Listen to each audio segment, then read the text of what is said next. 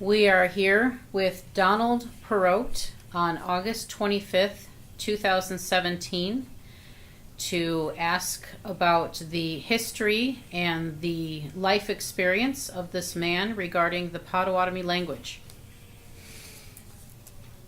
How many languages were you exposed to before you were 6? I want to first of all greet everyone and say bonjour. Naas non dishnakas. Podewad mindao. How many languages was I exposed to before I was school age, 6? Yes. I was exposed to Potawatomi, of course, Menominee, Ojibwe, Winnebago, and occasionally Meskwaki, but mostly Potawatomi. By the time you were 6, that would have been the mid-1940s. Is that correct? Yes, it would have been around 1947, 1948. So of those languages, which one did you personally speak the most? We spoke Dewad Mim Wun most of the time, but many times Ojibwe was used by many of the elders, and so we were familiar with that also, as well as Menominee, but Potawatomi was probably the prevailing language.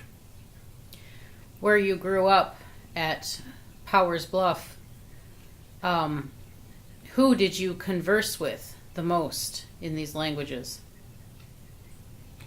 Probably my peers. Kids have to play with other kids, you know. But any time I spoke with the elders, such as my grandpa, grandma, mother and dad, uncles and aunts, it was always in Potawatomi. Very few people used English as a norm around the homes. There were a few people that worked out away from the community. There were paper mills and construction sites where some folks worked, some of the older men. Cranberry marshes, farms where people labored, and which I was to labor at myself after I got older. But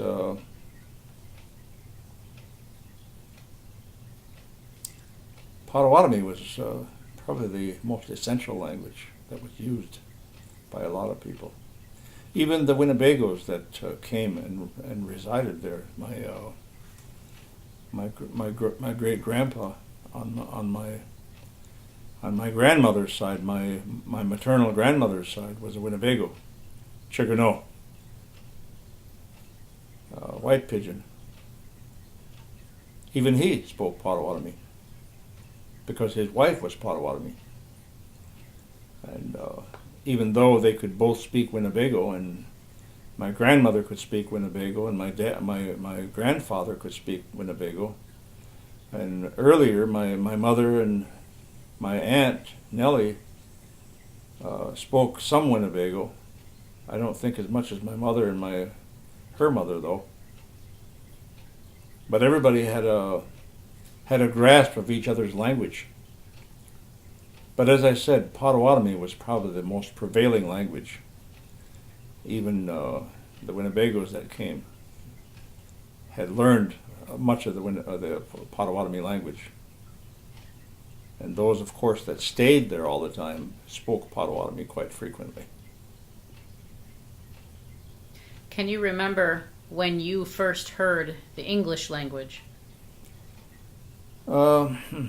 Probably I would go on little short day trips with once in a while, my mother and dad, my uncles and aunts, my grandpa and grandma would go down shopping into the town of Arpin.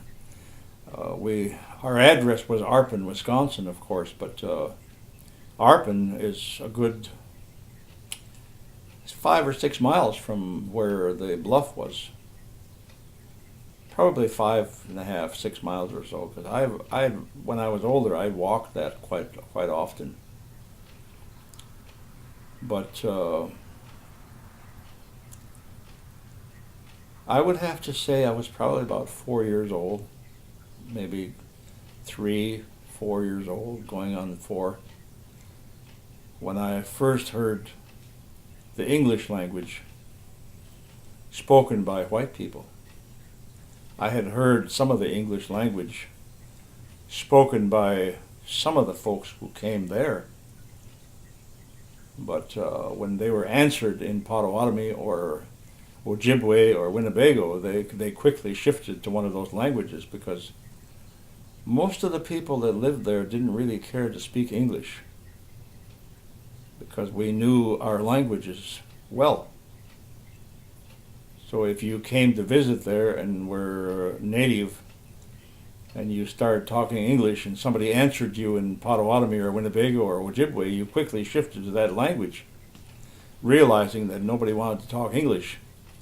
So the little bit of English I did hear from some of those folks was not the same English that I heard in town in Arpin, because those people used English all the time. And consequently, they could use it better. Whereas the English that some of the native people used was somewhat broken. I think some people call it pidgin English. Like my grandpa, for example, could speak a little bit of English. And we used to kind of, after I got older, we'd kind of laugh when he would try to say different things in English. Like I remember one time we went to a drive-in movie when I was about, I don't know, maybe 9 or 10 years old. And it was a treat to be able to go to a drive-in movie because you could get cheeseburgers and hamburgers and hot dogs and popcorn and stuff like that and soda pop, And well, we got over there, and when the movie was over, as we were leaving, I remember my uncle Bill or Leroy were driving, and I was sitting in the front, and Grandpa was sitting on the passenger side. I was sitting in the middle, and he was trying to be helpful, and he told whoever was driving, I think it was my Uncle Leroy that was driving, he told him, go ahead now. Keep your head now. Go ahead now. To him, that was English. So that's the kind of English I remember hearing first. But it wasn't until I was to go downtown to Arpin proper that I probably heard a little bit of English spoken correctly by some of those white folks.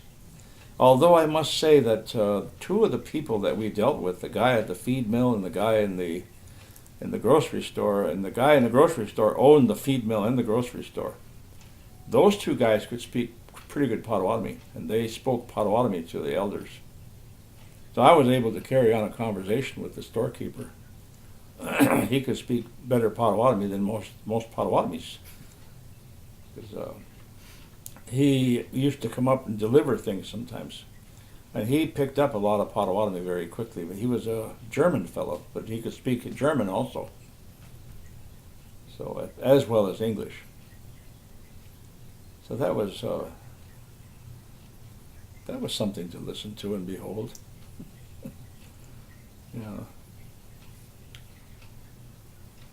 Can you describe what it was like when you first entered school, not knowing English fluently?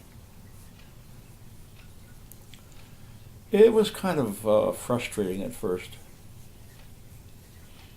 I didn't really meet with a lot of meanness from the kids. I met with a lot of making fun of me, but I don't think it was really meant in meanness. Because some of those same kids that used to poke fun at me after I learned how to speak English, oftentimes better than them, I was treated pretty good. Of course, to begin with, people would say things that were kind of in making fun of me, like, I couldn't say certain things. But there were two teachers that kind of took pity on me, I guess. Maybe it might be a good way to say it. Mrs. Koneski and Mr. Amundsen. And they both could speak English. Mrs. Koneski taught English, and also Mr. Amundsen taught English. So they kind of took me under their wing and began to work with me. And they realized that I was very smart, that I was not stupid, because I could speak Potawatomi, I could speak a lot of Winnebago back then, and a lot of Ojibwe and Menominee. And any kid that can speak that many languages when you're 6, 7 years old, you don't have too much trouble. It took me about maybe 3.5 years to learn enough English to get by with. And as I said, as I grasped the language and grew, I very quickly picked up the language and read a lot. And it's funny though, when I was a kid, 4 or 5 years old, I'd listen to the Grand Ole Opry with my grandpa because he loved that show. They called it at that time the National Barn Dance, but now today it's called the Grand Ole Opry. And I heard a lot of English songs, and I would sing along with some of those songs. And yet I couldn't speak English. I could sing those songs, and I knew all that, and I could whistle much of that music. So I was very impressed with country music, classical country music, as it was known then, not this modern day crossover country music they sing nowadays, and bluegrass music as well. Because back in those days, there were many of the groups that sang, like the Carter family, and I remember hearing them, and Bill Monroe and his bluegrass boys, and the Stanleys. Those guys, that was something to listen to some of that. And there were other bluegrass groups that were older, but they all kind of followed Bill Monroe. And years later, I did meet Bill Monroe. And by that time, I was doing bluegrass music myself, especially bluegrass gospel. So it's interesting to talk about these things. Uh-huh.